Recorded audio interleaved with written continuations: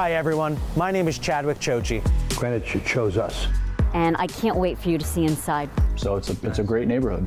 That is incredible. Again, an explosion of flavor.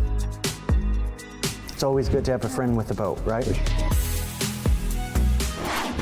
The search is over, baby. I'm right here, and I got it. The American Dream, the only show that combats negative media, not owned by a network, commercial-free, unscripted. I got it. These are stories for you and by you.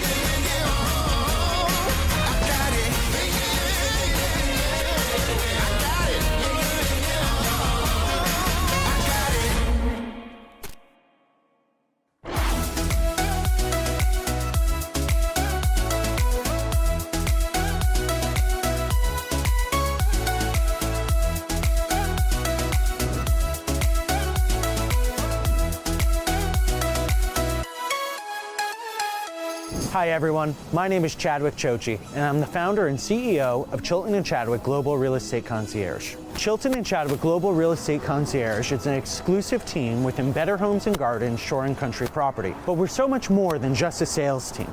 In addition to real estate, we also offer services in art advising and acquisition, construction, design, and even cleaning. From the sheetrock to the sheets, we'll take care of all of it for you. Absolutely. Today we're going to show you Fairfield County in the amazing state of Connecticut. We'll go from mansions to an incredible multifamily opportunity. We're also going to show you some outstanding artwork and some incredible interiors. Let's go see some real estate.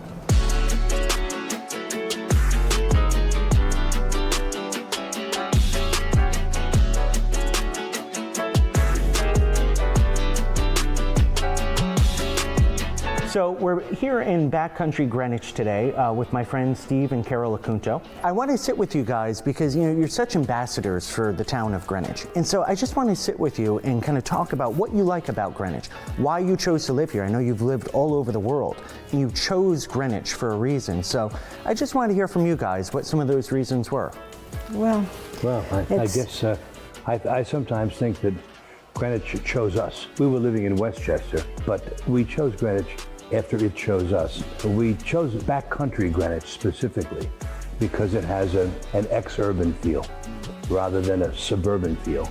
It's got a feel of enormous privacy. And we entertain all the time. I mean, we love entertaining. It's one of the reasons why we have this size house. I mean, the beauty is that you have the backcountry and you feel like you are somewhat remote because of the spaciousness between the houses and all the beautiful greenery and not the totally landscaped golf course looking houses. Yeah. Just the opposite. You have the wetlands and you have this little rough feel to it, yet it's beautiful. But then you have the city part of it, which is city, but it's very low key. But it has all the most exclusive shops. Whereas you once felt the need to go to the city, honestly, don't have to. Everything is here. You don't have to move. Right.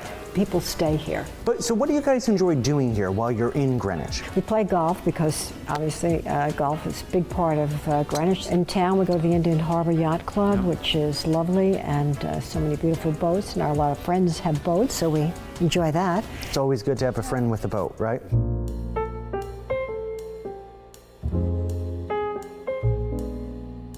But one of the things that's most impressive about you guys is you're true patrons of the art, right? I mean, the closest thing to a real-life Medici that maybe I've ever met. Tell us about some of your passions and your interests and your collections when it comes to music and art and things of that nature. Well, we've always supported young artists as well. And so when you say what our passion is, it's to encourage the young people to embrace opera, the classical music. And it's something that could be a dying art, but we have to support it. So, but in addition to your passion for music and opera and plays, polo, but you also have quite a passion for collecting paintings and for sculpture. Well, a lot of the things that we have been inherited from the family. Mm-hmm. When you inherit something, for example, that antique clock, which was my great-grandfather's. What do you do with it? It's 10 feet tall, irreplaceable. So you preserve it, enhance it, you live with it, It becomes part of your psychological wallpaper, if you will. We're not avid collectors. So when you collect that way, you're not merchandising. And as you know, today the art market, I mean, let me just say this to you. There's a lot of true junk that is marketed because of the name value or the brand value. It's just nothing. Many of the modern works that I've seen are tawdry, ill-conceived, and they show no manufacturing value. Now, not all of them. I'm not saying everyone. But for us, retaining what is real masterwork is significant. We don't dislike modern art, contemporary, but obviously we look at it through a different eye. Sure. So you guys are collecting art, but Greenwich itself really has quite an art scene, actually. It does. There's so many galleries and openings. I mean, I think it says a lot about the community itself, which appreciates the art and supports the art scene. I am amazed at the generosity of people in this community, amazed at how they do big things, big scale things.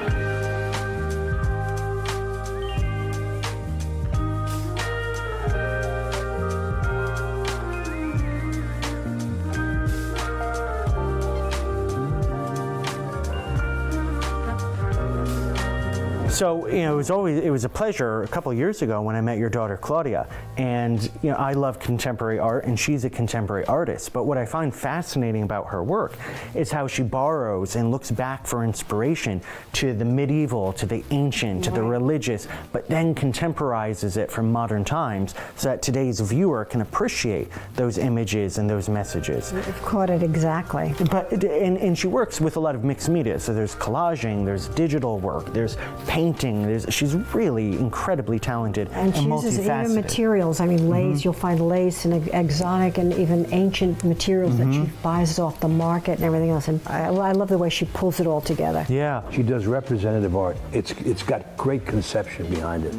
And it's not merely self-expression. Well, guys, I really just want to thank you so much for your hospitality, for your introduction to Greenwich and your beautiful life. And we hope to have you back on another episode soon.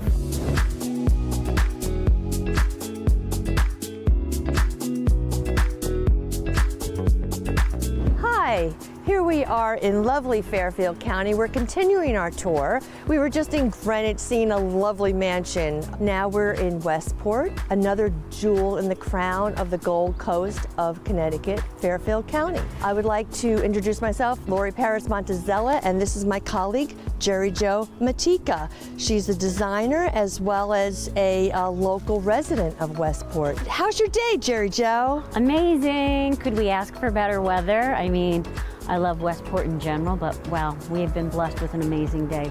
So tell me, what do you love about Westport? So I just love the dynamic of it. It has a little bit of the city sprinkled into it. You have all of the shops, you have the art, you have a great amphitheater. And The train, I mean, you name it, we have it here. And then we have an incredible sense of community. There's so much for everyone to do at every age and every stage of life. So we just enjoy everything we possibly can that Westport has to offer. Well, the wonderful thing is we are so close to New York City. Hop on the train, you're in New York City in minutes. I love where we are today. It is an amazing property. It's a 1936 Georgian home, and I can't wait for you to see inside. Come on in.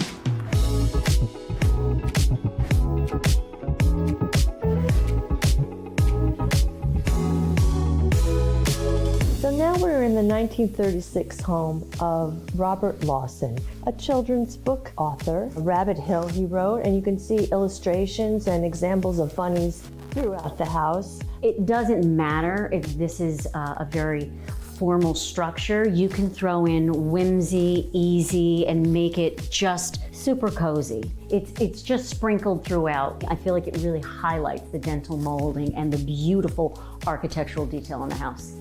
Absolutely. And being that Robert Lawson did write books in a poetry sort of way, we like to say that this house is poetry in motion. So Jerry Jo, tell us about the design elements of this home. Again, 1936 Georgian, so very formal. But what I love about this is a Georgian home has strong bones. So you'll see all of the casements around the doors, the dental molding around the top, the beautiful inlaid marble. And then we're sitting here in this very comfortable, modern, at ease sofa. So even though you're surrounded by all of these really strong elements, you can put in these softer pieces to just make it so much cozier and more relaxed. Absolutely. So the decor sort of can fit with the architectural details of the home. What's your favorite part of the home, your favorite room? So I have to say that my telltale favorite is the original, I'll call it the man cave, but it's the quintessential brandy, cigar, whatever your pleasure is, because there's a great bar in there, whatever you'd like to pour, absolutely. Yeah, and a billiards room. So, I mean, it just screams, come in, relax, and enjoy. The additional elements that I love about this home is the incredible pool house. And I actually think the kids are home from college and they usually hang out up there. So why don't I show you where the pool house is, and you can talk to the kids and get their perspective. Absolutely.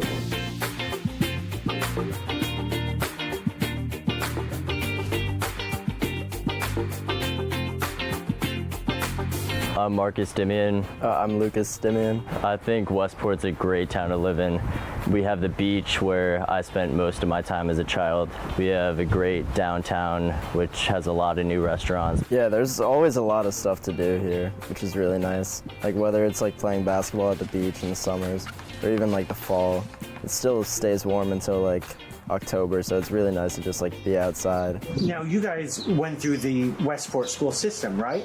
Tell us about that. What was your experience? Was it a good experience, especially for high school? Definitely. I think it was a great experience. A lot of my friends stayed through elementary school all the way through high school. And also, the athletics were really consistent throughout the entire thing.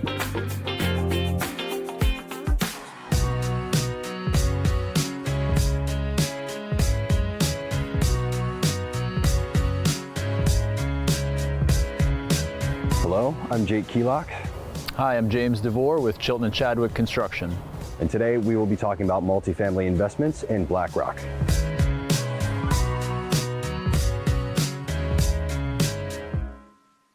We've been talking about a couple of different renovations that we can do to this multifamily in Black Rock. And I know some of those potential renovations are opening up the wall for a breakfast nook, exposing the chimney for some exposed brick, updating and giving a facelift to the kitchen, as well as redoing the bathroom. So, James, why don't you walk us through a few of those things? To start, I think all in, based on what we looked at, you're probably in for around $20,000 total. Again, opening up this wall here, going to create a really nice, improved flow, give you a spot for a breakfast nook, a spot to sit and eat.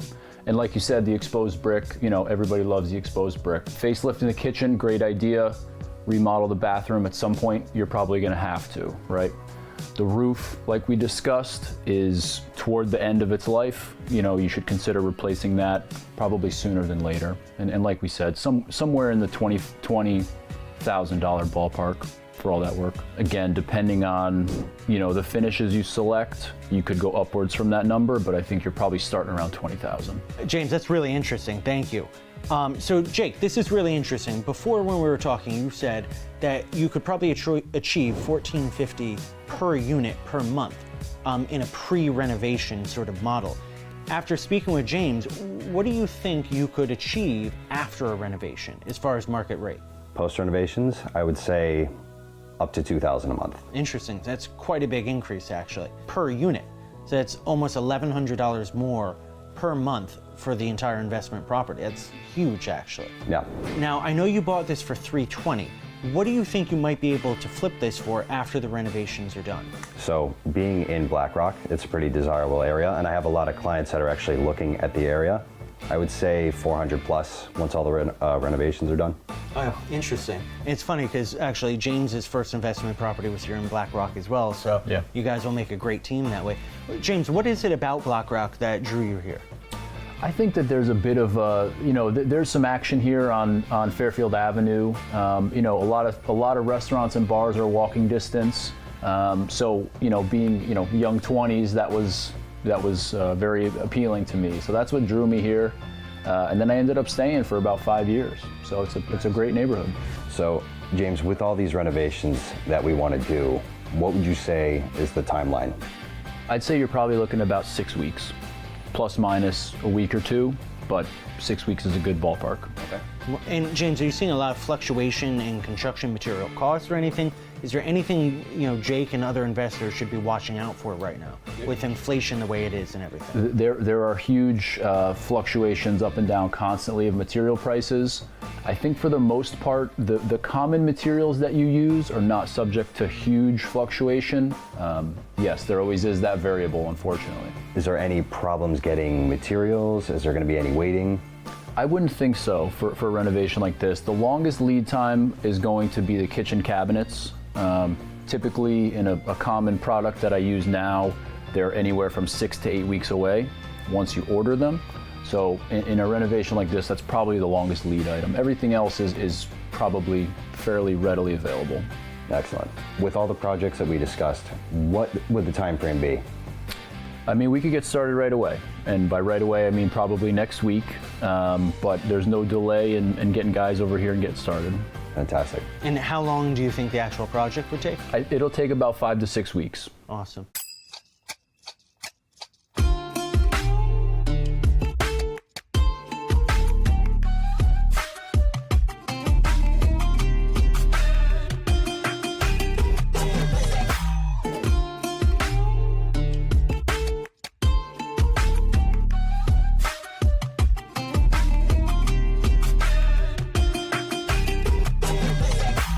So we're joined with Antoine and Suzanne Bleck, the owners of several restaurants here in Greenwich, but we are at Orienta, and we're excited to be here. So tell us about some of your restaurants, guys, the history of it, how Orienta came to be.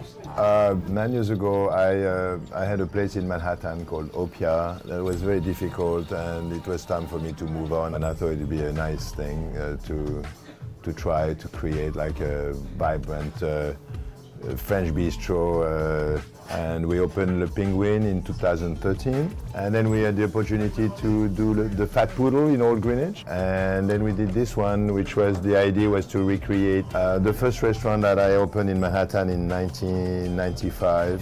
After I had worked at two very nice restaurants on the Upper East Side called Le Bilboquet, it's a French bistro, and then Le Colonial, which was a French-Vietnamese restaurant. I thought I would just kind of do a marriage of those two concepts, and I opened my first restaurant and I created Orienta. And so you started Orienta in the city, yes, but then you brought it back out to Greenwich. Yeah, I always had customers at Penguin say, when are you going to reopen Orienta? So finally this place came available, and I thought, oh, okay, why not? We have a great little team. This little family team is, it's passionate, and we're good at what we do if we do say so ourselves, and we like it. We like the challenge. You will not taste anything like what you taste here. Yep. How did you create the menu? What went into it? What were the thoughts behind it? So when I first opened Orienta in 1995, I hired a consultant chef. She was from Laos, and we made a menu together with some Thai cooks. With our son, we're trying to recreate that menu, but with his experience and Suzanne's experience, because she's a good cook and she's very passionate about food. It's like Adrian and Suzanne, they recreated the original menu, but changing things around. So I think it's more like that. It's a bit more towards Vietnamese. Yes, but heavily it's really influenced. like a French Asian. Because we can't say no to pad thai or tuna sashimi or we had to have a few items that people recognize. Right. Absolutely. Yeah. Absolutely.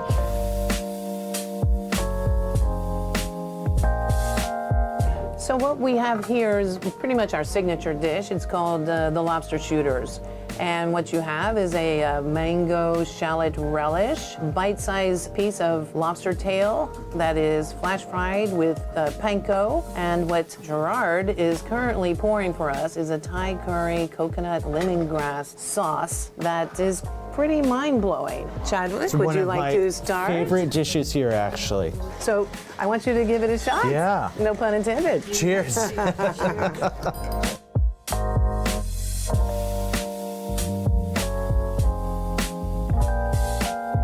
That is incredible. Incredible. So many flavors. That's the Thai curry, the mango, the shallot, the coconut, lemongrass, the coconut. I mean, it's just insane. It continues. It's a star, but we have many, many stars, and we're going to get a few more coming right over. Wonderful.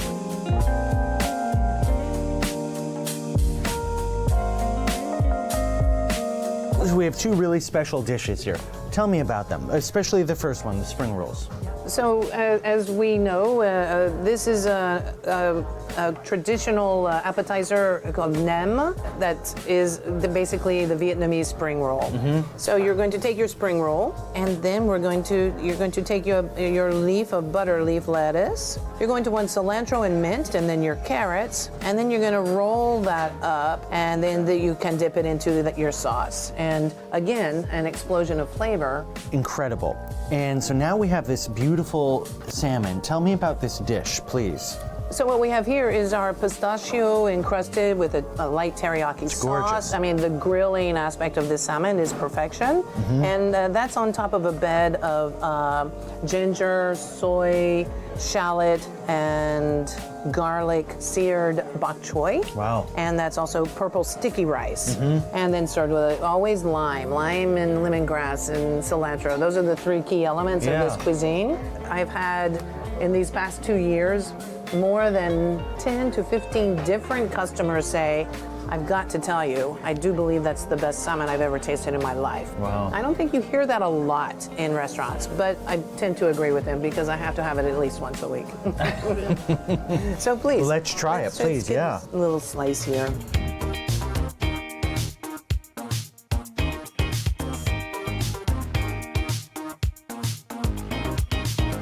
Oh my God.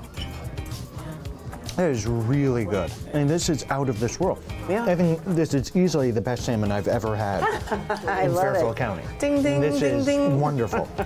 This was a real treat, Thank guys, you so to be here much. today. We really appreciate your time. We wish you the absolute best of luck. You guys have created an amazing restaurant group so far. If you guys have not been to Orienta, Le Penguin, or Le Fat Poodle in Greenwich, you have to go. There's truly Chilton and Chadwick endorsed restaurants. Thank you very much. Thank you very much, Thank you, guys. Chadwick. It was a pleasure. You're such a doll. And I look forward to seeing you guys soon. Thank you so much. Antoine. Thank you, darling. Thank you very much. I can't wait to see you soon.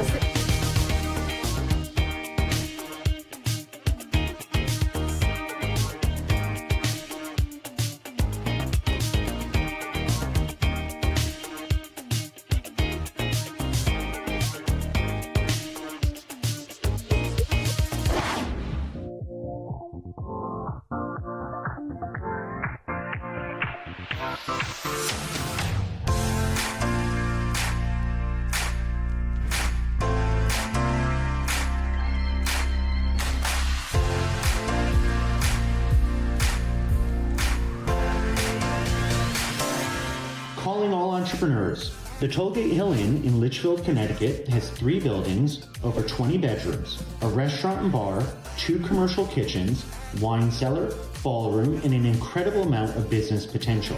Potential business operations at this property include a bed and breakfast, restaurant and bar, weddings, special events, conventions, fairs, a spa, and so much more.